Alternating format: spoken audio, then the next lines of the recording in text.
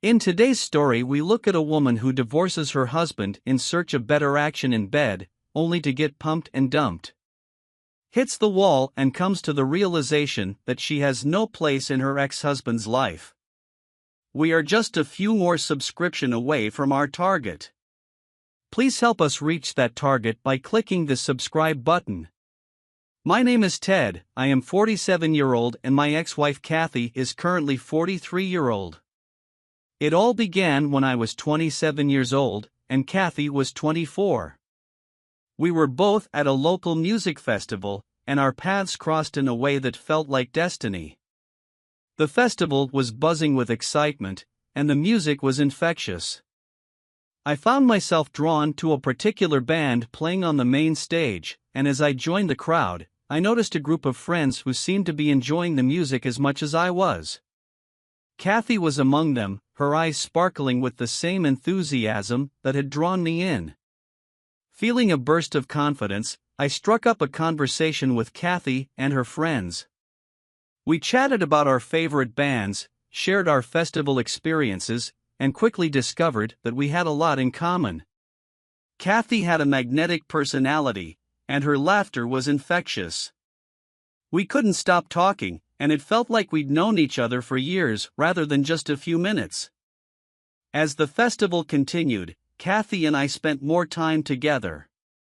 We danced, laughed, and enjoyed the music, creating memories that would last a lifetime.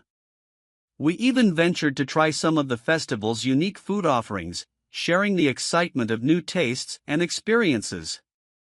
By the end of the festival, it was clear that something special had sparked between us. We exchanged contact information, promising to stay in touch. In the weeks that followed, we went on more dates, exploring our shared interests and deepening our connection. Our love grew, and it was clear to both of us that we were meant to be together. After several years of being a couple, I decided to ask Kathy the most important question of my life. I took her back to the same music festival where we had first met, and there, amidst the music and festivities, I got down on one knee and asked her to marry me. With tears of joy in her eyes, Kathy said yes. 20 years later, we have one son who is working with me in our garage, two more who are 10 and 12 years old. Kathy used to work as a hairdresser and I used to work at an auto repair station. I happened to inherit that from my father, and after so many years I plan to retire from here. Coming back to my wife, she had always been a pillar of strength for me. And never in my life I thought one day we will be separated. Over a period of time, she has evolved from being a small-town girl to a metropolitan babe. Her dressing sense had evolved, she used to wear short skirts and some cleavage popping out. She has a good following on Instagram and TikTok. Being a hairdresser, she had to show off and look good on camera. I never was interested in social media and did not check what she was posting online. I just loved her company at home. Our live was good, so as I thought. On one fine day, Kathy came home and handed me an envelope, and it had divorce papers. I was shocked and felt like my entire house just collapsed on me head. I called my son and explained him what has happened. He was silent and told me that he does not want to talk about that. I guess he is more hurt than me. I tried reasoning with my wife and asked if there is something I had done or is there someone else that she wants to be with. To my surprise, she said that she wants to be free and work on herself. I could not understand what that means. I asked her to explain. She said that life had become boring and she needs some excitement in her life. She wants to meet new people and go places. I asked if she would not reconsider this for our kids.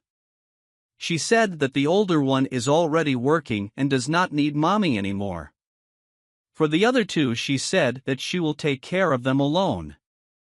I was worried for my kids. She has no experience with finances, and even though she has been working for such a long time, she makes me manage her finances. She did not pay any heed to any argument and just packed her bags and left for her new pad with my two kids. She was planning to leave me for quite some time, I guess.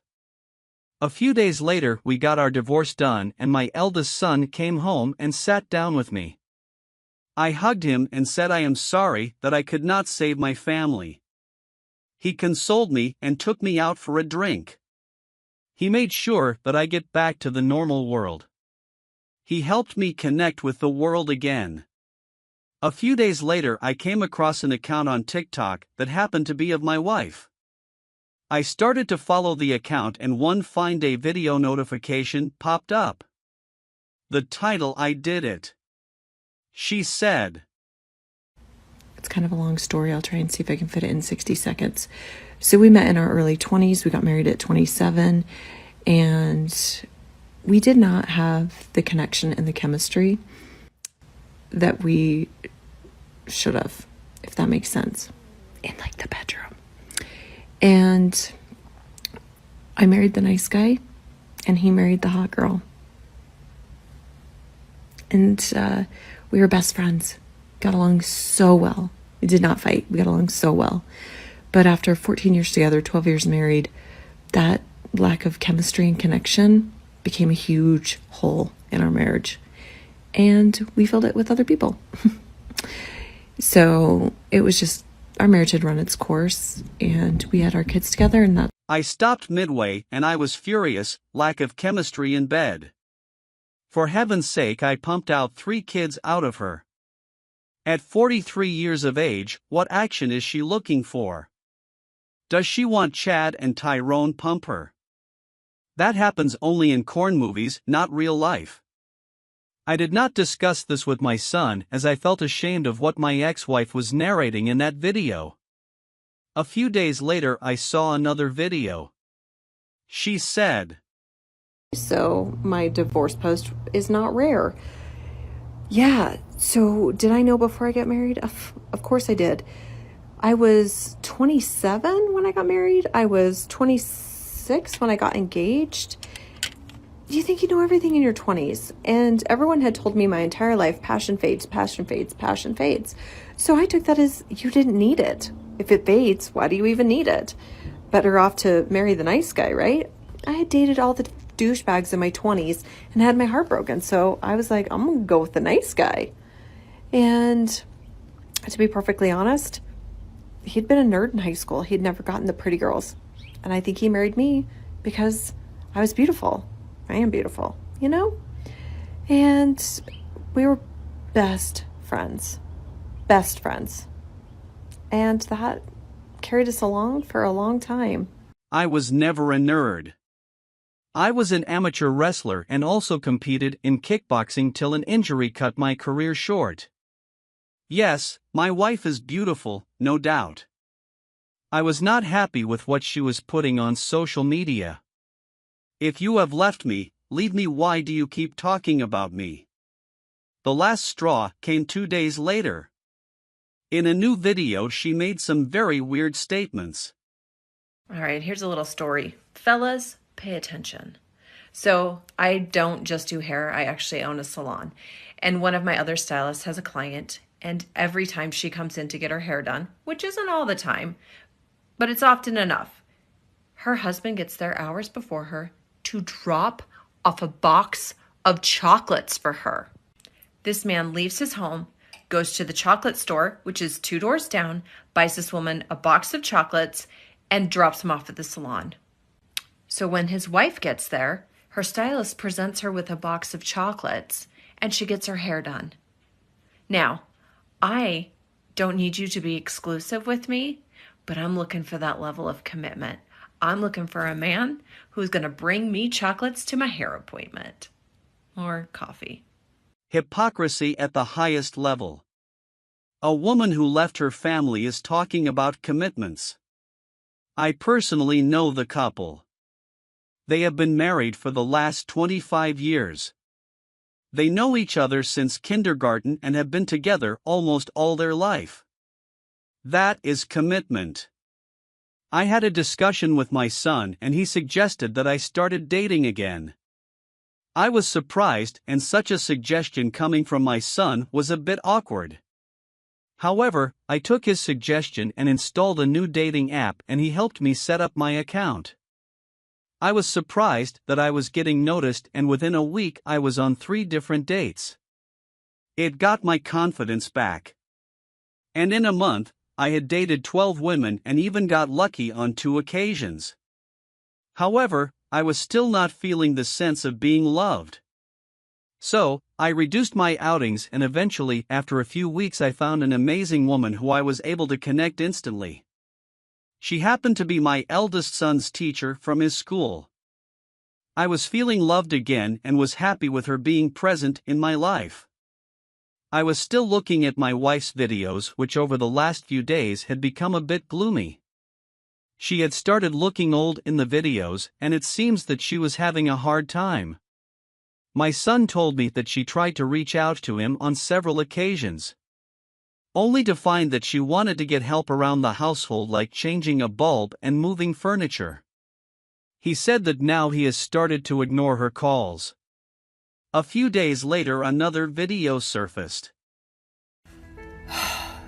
Always just trying to keep it real, and I'm not the lady who cries on TikTok, but sometimes being a single mom is hard because you don't have anybody else to rely on except for yourself. And so my hot water heater went out, and I now have to miss my youngest son's flag football game, which I only get to go to every other week because I work on the weekends that I don't have them.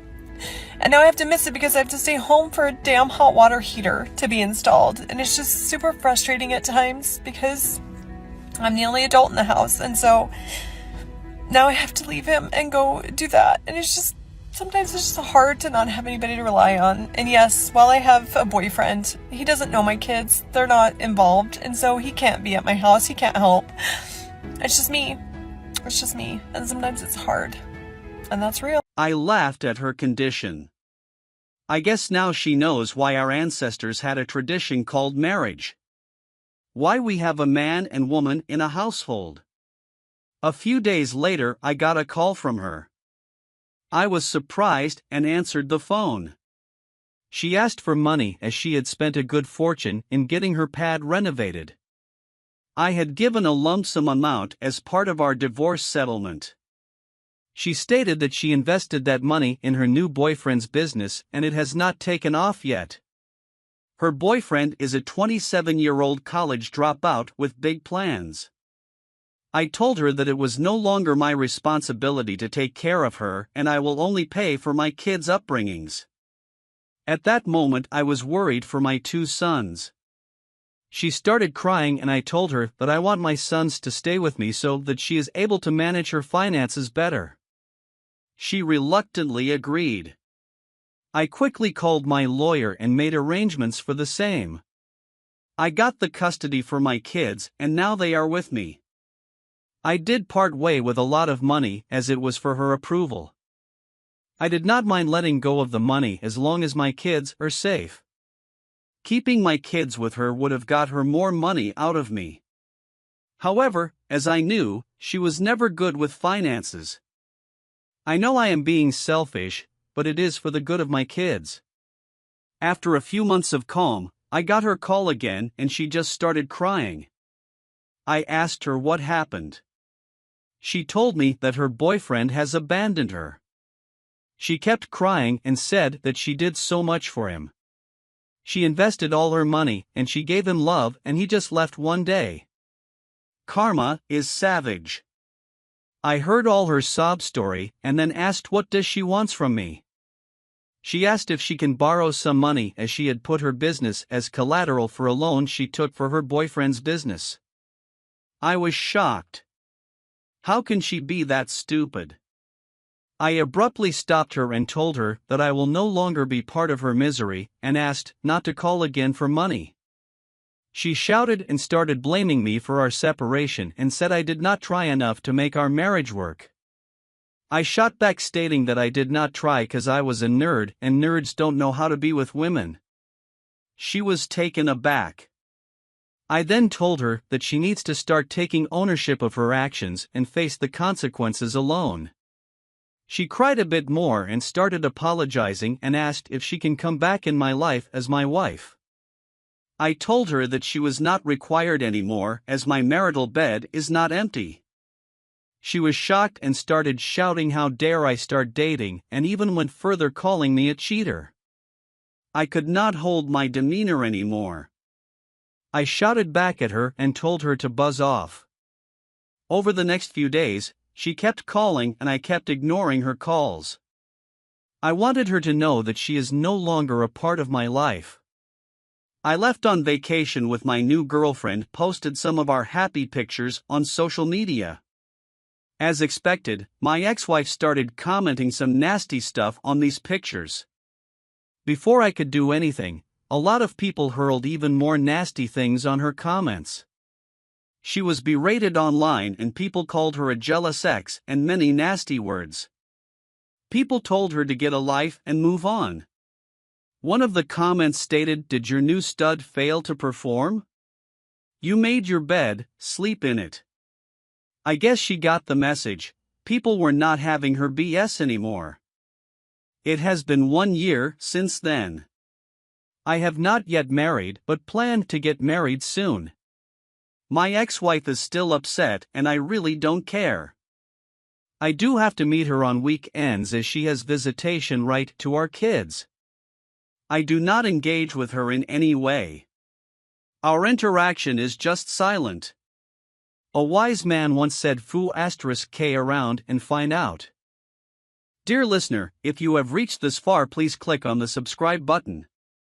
It will be a great help.